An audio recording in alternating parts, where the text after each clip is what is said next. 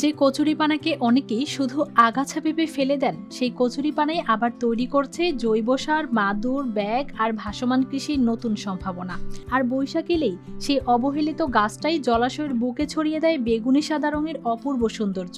পানির উপর ভেসে থাকা কচুরিপানার ফুলে এখন যেন সাজিয়ে উঠেছে পুরো প্রকৃতি। নদীগুলো খালগুলো কচুরিপানার ফুলে সাদা এবং বেগুনি রঙে ভরে গেছে।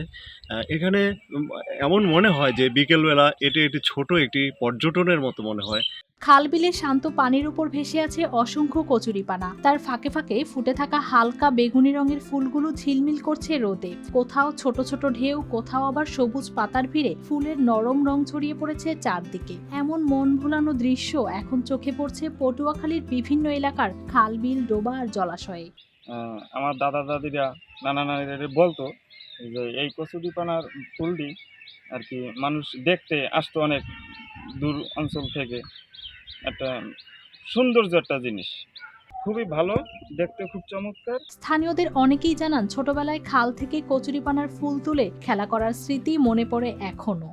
পাতা যদি ছাপাইয়া দেয়, এটা কিন্তু সুন্দর। এই যে গাছপালা এপার ওপার আছে, মাঝে নদীতে এই যে কচুরিপানা, এই কচুরিপানা একটা সুন্দর একটা স্মৃতি বা একটা ফটো হয়। এটা খুব সুন্দর লাগে। কালার এক্সপার্ট ডার্ক স্যাপ এবং মাইল্ড অন হ্যান্ডস টেকনোলজি সমৃদ্ধ অরিক্স অ্যাডভান্স ডিটারজেন্ট পাউডার আপনার লন্ড্রি এক্সপার্ট।